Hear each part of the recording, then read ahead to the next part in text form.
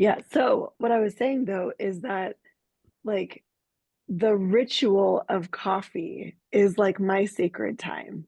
So I love that you came in and you were like, hey, this is a really private space and we're sharing it this morning and it feels good.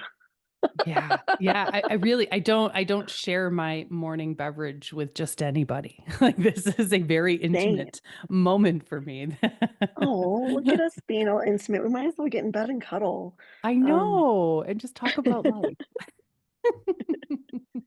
but I was gonna say, like, I use my morning ritual as an example of ritual because I love the process of like making the coffee and smelling the coffee and putting all the things in and frothing my milk, sharing it with the dogs. It's like, oh, it's a Yeah. very important ritual to my start of the day.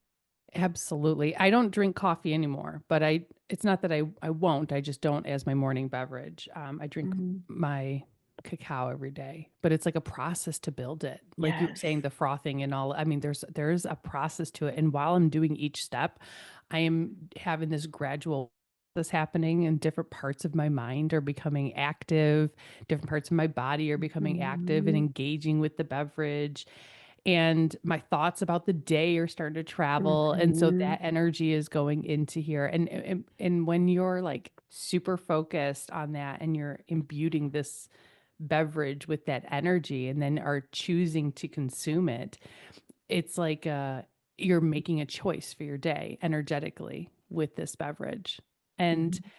some people like to scroll, some people like to numb out with TV or listening to a podcast, and that's great. Those are their choices, but your energy in the morning is so Mhm. powerful.